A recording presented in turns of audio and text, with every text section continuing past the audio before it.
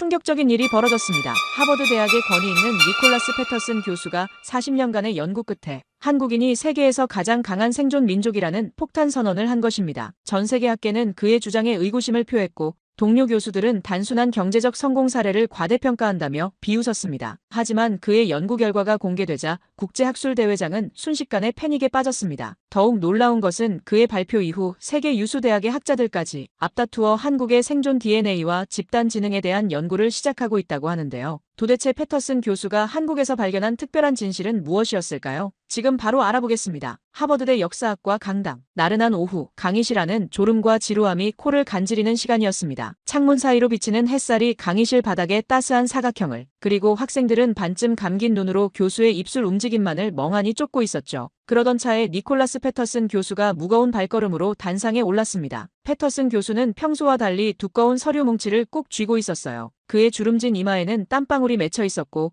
눈빛은 어딘가 결연해 보였습니다. 오늘은 예정된 강의 계획을 바꾸겠습니다. 그의 목소리가 강의실을 울리자 조는 학생들의 눈꺼풀이 하나둘 올라갔어요. 패터슨 교수는 깊은 숨을 들이마신 후 천천히 말을 이어갔습니다. 40년 역사학자로 살아오면서 나는 수많은 문명과 민족의 역사를 연구했습니다. 로마 제국의 흥망성쇠, 이집트 문명의 신비로운 지혜, 그리스 철학의 뿌리까지. 하지만 내 모든 연구를 뒤흔든 발견이 있어요. 학생들의 시선이 일제히 교수에게 쏠렸습니다. 이제 강의실에는 더 이상 졸음이라곤 찾아볼 수 없었죠. 40년 연구 끝에 나는 인류 역사상 가장 강인한 생존 민족이 한국인임을 확신하게 되었습니다. 순간 강의실이 술렁이기 시작했습니다. 학생들은 서로 눈길을 주고받았고 몇몇은 작게 키득거렸죠. 지도에서 찾기도 힘든 작은 나라 한국이라니. 누군가는 짜증 섞인 목소리로 교수님, 농담이시죠?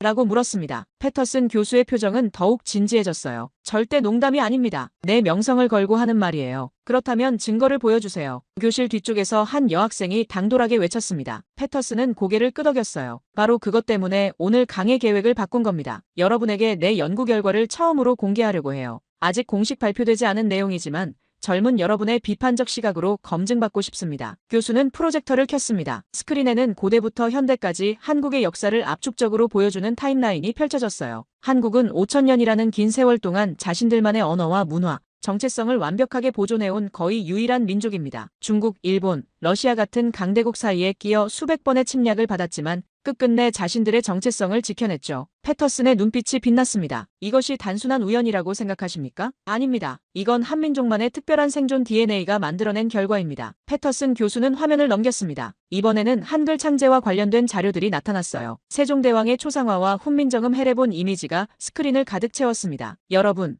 문자는 한 민족의 정체성을 형성하는 가장 중요한 요소 중 하나입니다. 그런데 한국은 세계 역사상 유례 없이 왕이 직접 나서서 과학적인 문자를 만들어 모든 백성에게 가르친 나라죠. 한 남학생이 손을 들었습니다. 하지만 교수님, 그게 정말 그렇게 대단한 일인가요? 많은 문명들이 자신만의 문자를 가지고 있잖아요. 패터슨은 천천히 고개를 저었어요. 질문 좋습니다. 그러나 차이점을 보세요. 대부분의 문자는 자연 발생적으로 생겨났거나 엘리트 계층만 사용했습니다. 하지만 한글은 과학적 원리에 기반해 모든 사람이 쉽게 배울 수 있도록 의도적으로 설계된 문자예요. 이것은 공동체 전체의 지식 접근성을 혁명적으로 높인 사건이었습니다. 교수는 다음 슬라이드로 넘어갔습니다. 한국전쟁 직후에 폐허가 된 서울 모습과 현대에 발전된 서울 모습이 대비되어 나타났어요. 보십시오. 70년 전만 해도 한국은 세계에서 가장 가난한 나라 중 하나였습니다. 전쟁으로 모든 것이 파괴되었고 1인당 국민소득은 $50도 채 되지 않았죠. 그런데 지금은 세계 10위권 경제대국이 되었어요. 어떻게 이런 기적이 가능했을까요? 강의실은 완전히 조용해졌습니다. 이제 학생들의 눈에는 의구심 대신 호기심이 가득했어요. 한국인은 위기 속에서 놀라운 단결력을 보여주었습니다. 새마을 운동을 통해 농촌을 개발하고 교육에 모든 것을 걸었죠. 부모들은 자녀 교육을 위해 자신의 모든 것을 희생했습니다. 패터슨 교수의 목소리에는 존경심이 묻어났어요. 이건 단순한 경제 성장 사례가 아닙니다. 한 민족의 생존 DNA가 위기 상황에서 어떻게 발현되는지 보여주는 놀라운 사례죠. 한 학생이 의문을 제기했습니다. 하지만 교수님, 일본이나 독일도 전쟁 후 빠르게 경제를 회복했잖아요. 그것과 다른 점이 뭔가요? 패터슨은 고개를 끄덕였습니다. 좋은 질문입니다. 차이점은 자원과 지원 여부예요. 일본과 독일은 패전국이었지만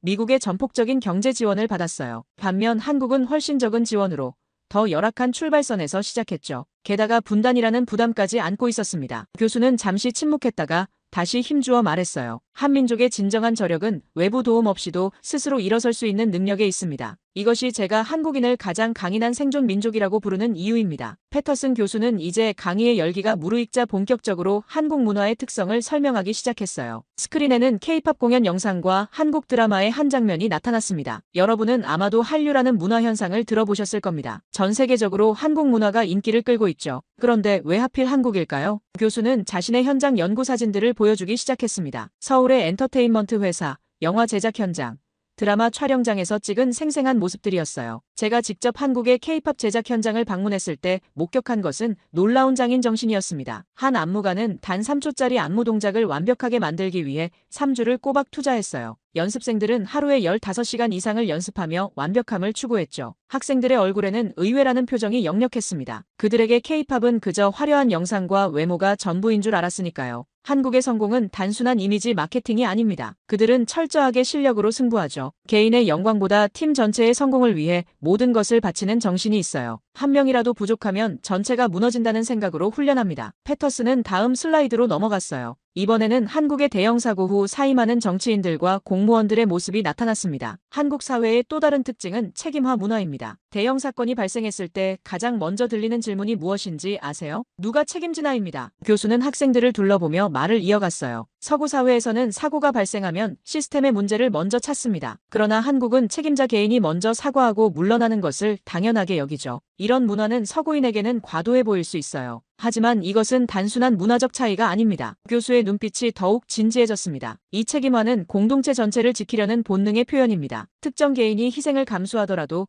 공동체의 안전과 존속을 지켜야 한다는 의식이 깊이 자리 잡고 있는 거죠. 한 학생이 손을 들고 질문했어요. 그렇다면 한국에서는 개인의 권리가 무시되는 건가요? 패터슨은 고개를 저었습니다. 그렇게 단순하지 않아요. 한국은 현재 완전한 민주주의 국가이며 개인의 권리도 중요하게 여깁니다. 다만 위기 상황에서 공동체를 우선시하는 경향이 더 강하게 나타납니다. 이것이 한국을 위기에 강한 나라로 만드는 요소 중 하나죠. 학생들의 표정이 점점 진지해졌어요. 처음의 회의적인 분위기는 이제 깊은 관심으로 바뀌고 있었습니다. 이런 특성들이 단순한 우연일까요? 아닙니다. 이것은 수천 년간 외부의 위협 속에서 살아남기 위해 발전시킨 생존 전략입니다. 한국인의 DNA에 새겨진 것이죠. 패터슨 교수는 다음 슬라이드로 넘어갔습니다. 스크린에는 한반도 전체 지도와 함께 분단 현실을 보여주는 사진들이 나타났어요. 38선을 사이에 두고 첨예하게 대립하는 남북한의 모습, 그리고 그 가운데서도 눈부신 발전을 이룬 남한의 풍경이 대비되어 있었습니다. 여러분, 세계 역사상 한국처럼 극단적인 상황에서 성공한 사례가 있을까요? 한국은 세계 유일의 분단 국가로서 70년 넘게 전쟁 상태에 놓여 있습니다. 북한의 핵 위협은 실시간으로 존재하는 현실이며 단 30km 떨어진 곳에 세계 최대 규모의 적대적 군사력이 집중되어 있죠. 강의실이 숙연해졌습니다. 학생들은 이제 패터슨 교수의 말을 집중해서 듣고 있었어요. 그런데도 서울은 세계에서 가장 안전한 도시 중 하나입니다. 밤늦게 여성이 혼자 돌아다녀도 비교적 안전하고 총기 사고는 거의 없습니다. 이런 역설적인 상황이 어떻게 가능할까요? 교수는 잠시 물을 한 모금 마시고 말을 이어갔어요. 제 연구 결과에 따르면 이건 한국인들이 지닌 특별한 위기관리 능력 때문입니다. 그들은 항상 최악의 상황을 대비하면서도 일상에서는 그것을 의식하지 않는 놀라운 균형 감각을 가지고 있어요. 패터슨은 다음 슬라이드를 보여주었습니다. 여기에는 남북한의 경제력과 군사력 비교 그래프가 있었어요. 더 놀라운 것은 앞으로의 가능성입니다. 제 연구에 따르면 만약 남북이 통일된다면 한민족의 잠재력은 폭발적으로 증가할 겁니다. 남한의 기술력과 자본, 북한의 자원과 노동력이 결합한다면 어떤 강대국도 견줄 수 없는 새로운 차원의 문명이 탄생할 수 있어요. 한 학생이 손을 들고 의문을 제기했습니다. 하지만 교수님, 통일은 현실적으로 가능할까요? 남북한은 너무 다른 체제에서 오래 살아왔잖아요. 패터슨은 고개를 끄덕였어요. 현실적인 질문입니다. 물론 통일은 많은 도전과 어려움을 수반할 거예요. 하지만 역사를 보면 한민족은 항상 불가능해 보이는 상황을 가능하게 만들어왔습니다. 단일 민족, 단일 언어, 5천년간 이어온 문화적 정체성은 강력한 통합의 기반이 될 수 있어요. 교수는 다음 자료를 보여주었습니다. 독일 통일 과정과 한반도 통일 시나리오를 비교 분석한 연구였어요. 독일 통일과 비교할 때 한반도 통일은 더 큰 도전이 될 수 있습니다. 남북한의 경제적 격차가 동서독보다 훨씬 크기 때문이죠. 하지만 역설적으로 통일 후 성장 잠재력도 더 크다는 의미입니다. 패터슨의 목소리가 더욱 힘차게 울려 퍼졌습니다. 통일 한국은 천만 정예 노동력과 풍부한 지하자원, 세계 최고 수준의 기술력을 갖추게 될 겁니다. 더 중요한 것은 한민족의 끈질긴 생존력과 단결력이 완전히 발현될 수 있는 기회라는 점이죠. 그의 열정적인 설명에 학생들은 완전히 매료되었습니다. 처음에 의심했던 학생들조차도 이제는 진지하게 고개를 끄덕이고 있었어요. 패터슨 교수는 잠시 멈추고 물을 마셨습니다. 그의 열정적인 강의에 학생들의 눈빛이 달라져 있었어요. 이제 그들은 단순한 호기심을 넘어 진지한 학문적 관심을 보이고 있었습니다. 이제 한민족의 DNA에 새겨진 특별한 생존 전략에 대해 좀 더 깊이 들어가 볼까요? 패터슨은 새로운 슬라이드를 띄웠습니다. 스크린에는 새마을 운동 당시의 사진들이 나타났어요. 마을 주민들이 함께 도로를 닦고 지붕을 개량하는 모습이었습니다. 70년대 한국의 새마을 운동은 세계 개발사에서 유례를 찾기 힘든 성공적인 사례입니다. 정부 주도였지만 주민들의 자발적 참여가 없었다면 불가능했던 일이었죠. 우리 마을은 우리 힘으로라는 구호 아래 전국의 마을들이 경쟁적으로 발전을 이루어냈습니다. 교수는 다음 사진을 보여주었어요. 1988년 서울 올림픽 당시의 자원봉사자들 모습이었습니다. 올림픽은 한국이 세계에 처음으로 제대로 얼굴을 내밀었던 순간이었어요. 전 국민이 한마음이 되어 행사를 준비했고 자원봉사자로 참여했죠. 이것은 단순한 스포츠 행사가 아닌 민족적 과업이었습니다. 패터슨은 다음 사진으로 넘어갔어요. 1997년 IMF 외환위기 당시 금모으기 운동에 참여하는 시민들의 모습이 스크린에 나타났습니다. 1997년 한국은 심각한 외환위기를 맞았습니다. 국가부도 위기에 처했죠. 그런데 놀라운 일이 벌어집니다. 시민들이 자발적으로 금모으기 운동에 참여한 겁니다. 결혼반지, 상속받은 금귀걸이, 심지어 금메달까지 약 227톤. 현재 가치로 약 130억 달러에 달하는 금이 모였어요. 학생들의 표정에는 놀라움이 역력했습니다. 어떤 나라의 국민들이 자발적으로 그런 희생을 감수할 수 있을까 하는 의문이 그들의 얼굴에 쓰여 있었어요. 이건 단순한 애국심이나 민족주의를 넘어선 생존 본능의 발현입니다. 위기 상황에서 개인보다 공동체를 우선시하는 DNA가 작동한 거죠. 패터슨은 이어서 2002년 월드컵 당시의 거리 응원 모습을 보여주었습니다. 붉은 물결이 도심을 가득 메운 장관이었어요. 2002년 월드컵 때는 수백만 명의 시민들이 거리로 나와 응원했습니다. 대한민국이라는 함성이 온 나라를 뒤흔들었죠. 이것은 단순한 스포츠 응원이 아니었어요. 외환위기를 겪은 국민들이 하나로 뭉쳐 다시 일어서는 집단적 의식의 표현이었습니다. 교수는 분석 결과를 정리하며 말했어요. 이런 사례들을 통해 한 가지 분명한 패턴이 보입니다. 한국인은 위기가 닥칠 때마다 놀라운 단결력을 보여주었어요. 그리고 그 위기를 도약의 기회로 삼았죠. 이것이 바로 한민족 DNA에 새겨진 생존 전략입니다. 패터슨 교수는 이제 현대 한국이 직면한 도전과 그 대응 방식으로 논의를 이어갔습니다. 스크린에는 저출산 관련 그래프와 고령화 사회를 보여주는 자료들이 나타났어요. 한국의 단결력과 위기 극복 DNA가 현대 사회에서도 계속해서 빛을 발하고 있지만 지금 한국은 또 다른 심각한 위기에 직면해 있습니다. 세계 최저 수준의 출산율이 바로 그것이죠. 교수는 그래프를 가리키며 설명했습니다. 현재 한국의 출산율은 0.7명에 불과합니다. 인구를 유지하기 위해 필요한 2.1명의 절반도 안 되는 수치죠. 이대로라면 2100년경에는 한국의 인구가 현재의 절반 이하로 줄어들 것으로 예측됩니다. 학생들의 표정이 심각해졌어요. 그들은 이제 패터슨 교수의 말을 모든 감각을 열고 듣고 있었습니다. 여기에 북한의 지속적인 핵과 미사일 위협, 중국과 일본 사이의 치열한 경쟁, 미국과 중국의 패권 다툼 속 지정학적 압박까지 한국이 처한 상황은 결코 낙관적이지 않아요. 패터슨은 잠시 침묵했다가 다시 말을 이었습니다. 그런데 제가 연구 과정에서 주목한 점은 한국인들이 이런 위기를 직면하는 방식이었습니다. 다른 나라들은 위기 앞에서 분열되는 경향이 있죠. 정치적 견해 차이가 더 심화되고 사회적 갈등이 폭발합니다. 교수는 세계 각국의 위기 대응 패턴을 비교한 자료를 보여주었어요. 미국과 유럽 국가들의 사회 갈등 지수와 한국의 위기 시 단결력 지수를 비교한 그래프였습니다. 보시다시피 미국의 경우 코로나 팬데믹, 경제 위기 등 국가적 위기 상황에서 오히려 사회적 분열이 심화되었습니다. 유럽 국가들도 비슷한 패턴을 보이죠. 하지만 한국은 정반대였어요. 위기가 심각할수록 우리끼리라도 어떻게 해보자라는 정신이 강해졌습니다. 패터슨은 코로나19 팬데믹 당시 한국의 대응 사례로 넘어갔어요. 시민들의 자발적 마스크 착용, 사회적 거리두기 참여, K방역으로 불린 효과적인 대응 시스템의 사진들이 스크린에 나타났습니다. 코로나19 팬데믹 상황에서 한국의 대응은 세계적 모범 사례가 되었어요. 서구 사회에서 마스크 착용을 거부하는 시위가 벌어지고 음모론이 확산될 때 한국 시민들은 자발적으로 방역 지침을 따랐습니다. 이것은 단순한 수능이 아닌 공동체를 위한 개인의 자발적 희생이었죠. 그의 말에 대부분의 학생들이 고개를 끄덕였지만 한 학생이 손을 들고 질문했습니다. 하지만 교수님, 한국에도 정치적 갈등과 세대 갈등이 심각하다고 들었어요. 특히 MZ세대와 기성세대 간의 가치관 차이가 크다던데요. 패터슨은 미소를 지으며 답했어요. 예리한 지적입니다. 맞아요. 한국 사회에도 분명히 갈등은 존재합니다. 진보와 보수 간의 정치적 대립, 젊은 세대와 노년 세대 간의 가치관 차이도 분명히 있어요. 하지만 제 연구에서 발견한 중요한 점은 외부의 위협이나 국가적 위기 상황에서는 이런 갈등이 일시적으로 해소되는 경향이 있다는 겁니다. 교수는 다시 IMF 금모으기 운동과 코로나19 대응 사진으로 돌아갔어요. 이런 순간들을 보세요. 정치적 성향과 세대 차이를 뛰어넘어 하나가 된 모습입니다. 이것이 바로 한국인의 진정한 강점이에요. 일상에서는 갈등하더라도 위기가 닥치면 하나로 뭉치는 능력. 패터슨의 열정적인 목소리가 강의실을 가득 메웠습니다. 학자로서 제가 가장 놀란 점은 이러한 단결력이 단순한 문화적 특성이 아니라 역사적 생존을 위한 적응의 결과라는 것입니다. 한국인들은 수천 년간 강대국 사이에서 생존하기 위해 이런 방식으로 진화해온 것이죠. 교수는 마무리하듯 말했어요. 현대 한국이 직면한 저출산, 고령화, 국제, 정세의 복잡성 등 모든 위기도 결국 이런 DNA를 통해 극복해 나갈 것이라고 저는 확신합니다. 그들은 위기 속에서 더 강해지니까요. 패터슨 교수는 이제 한국의 미래와 인류 문명에 대한 함의로 강의를 발전시켰습니다. 스크린에는 미래 우주 개발과 관련된 이미지들과 함께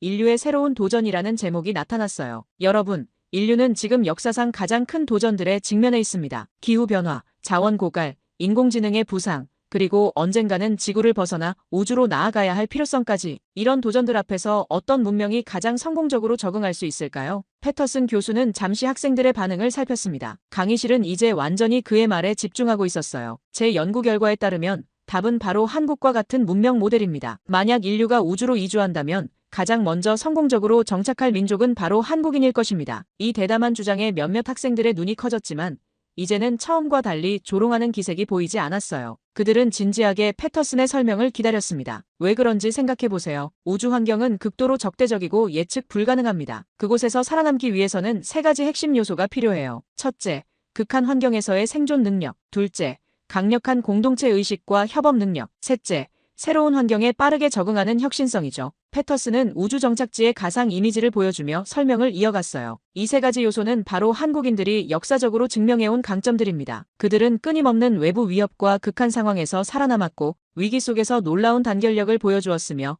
반도체와 IT 분야에서 보여주듯 새로운 기술을 빠르게 받아들이고 개선하는 능력이 탁월하죠. 한 남학생이 손을 들고 질문했습니다. 교수님, 그렇다면 미국이나 중국 같은 대국들은 어떤가요? 그들은 훨씬 더 많은 자원과 인력을 가지고 있지 않나요? 패터슨은 고개를 끄덕였어요. 좋은 질문입니다. 분명 미국이나 중국은 엄청난 자원과 기술력을 보유하고 있죠. 하지만 제가 말하는 것은 효율성입니다. 한국은 제한된 자원으로 최대한의 결과를 이끌어내는 능력이 탁월해요. 우주와 같은 극한 환경에서는 자원 효율성이 생존의 핵심이 됩니다. 패터슨은 다음 슬라이드로 넘어갔어요. 이번에는 다양한 국가의 위기 대응 효율성을 보여주는 그래프였습니다. 더 중요한 점은 의사결정 속도입니다. 위기 상황에서 한국은 다른 어떤 나라보다 신속하게 전 사회적 합의를 이끌어내고 대응체제로 전환할 수 있어요. 반면 더 크고 다양한 사회들은 내부 갈등과 합의 도출에 시간이 많이 걸리죠. 교수는 이어서 한국의 스마트시티 프로젝트와 인공지능 개발 사례를 보여주었어요. 첨단 기술과 인간 중심 디자인의 조화를 보여주는 사례들이었습니다. 한국은 기술과 인간성의 조화를 이루는데도 독보적입니다. 그들의 발전 모델은 인간 없는 기술이 아닌